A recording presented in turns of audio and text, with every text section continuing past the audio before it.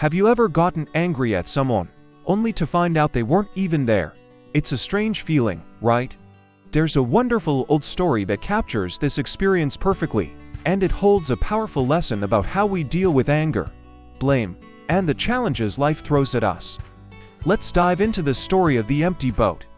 Imagine a man taking a break from his busy life, deciding to go for a quiet boat ride on a misty lake. He wants to meditate, to find some peace and quiet away from the noise of the world.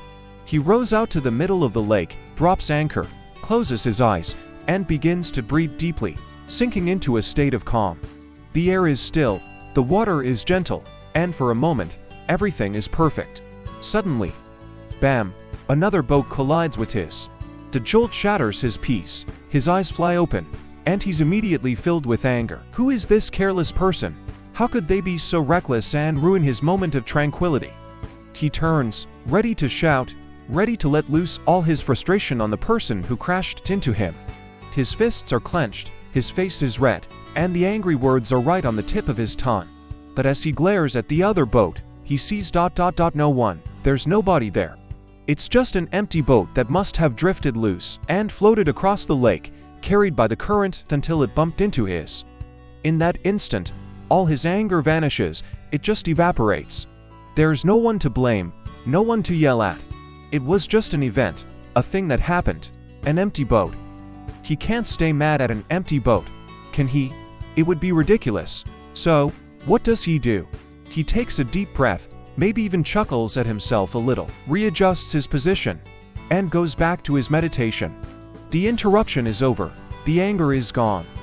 This story, often attributed to the Taoist philosopher Zhuangzi, is so simple yet so profound. The key question it raises is this: if the man could let go of his anger so easily, and he realized the boat was empty, where did the anger come from in the first place? It didn't come from the boat. The collision was the same whether there was a person in it or not. The anger came from inside him. It was his reaction, his story about a careless person that fueled the rage. Now, let's bring this into our own lives. How many times a day do we run into empty boats? Think about it. Someone cuts you off in traffic. Your first reaction? Anger. You might honk, you might yell, you're thinking, what a jerk. They did that on purpose. But what if that person was rushing to the hospital because their child was sick? What if their brakes failed? We don't know their story. In a way, they are an empty boat. We're not reacting to them. We're reacting to the story we've created about them in our heads. Or maybe a friend doesn't reply to your text message. Immediately, your mind might jump to conclusions. Are they ignoring me? Did I say something wrong? They don't care about me. We build up this whole narrative of being slighted or rejected. But what if their phone died? What if they're overwhelmed with work or a family issue and simply haven't seen it? The non-reply is an empty boat. Our suffering comes from the story we attach to it. The world is full of these empty boats. A critical comment from your boss, a project that fails, a flight that gets cancelled. These are events. They happen, but we have a choice in how we respond. We can neither get angry and look for someone to blame, creating stress and frustration for ourselves, or we can see them as empty boats.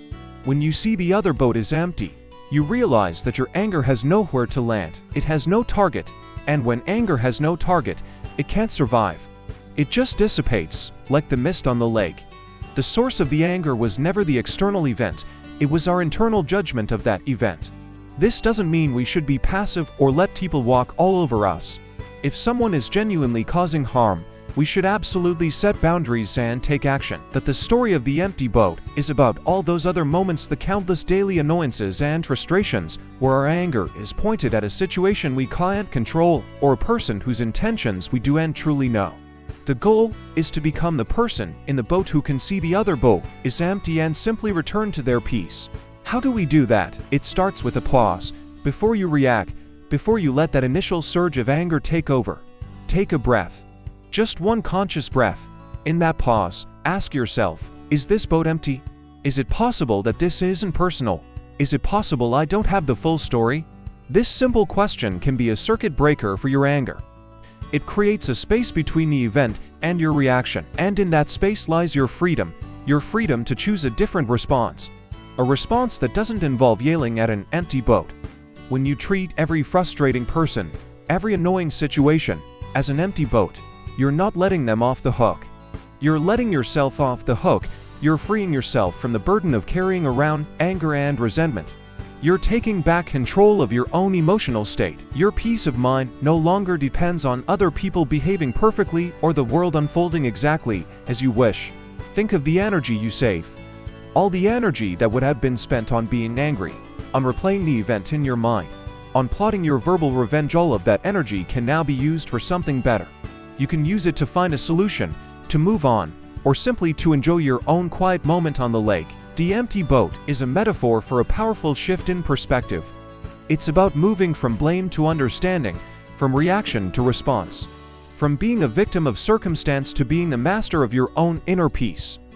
Life will continue to send boats bumping into you. Some will have people in them, and some will be empty. The challenge is to develop the wisdom to know the difference, and the grace to let the empty ones just drift on by. So, the next time you feel the flash of anger rising, picture that misty lake. Picture the empty boat bumping gently against yours.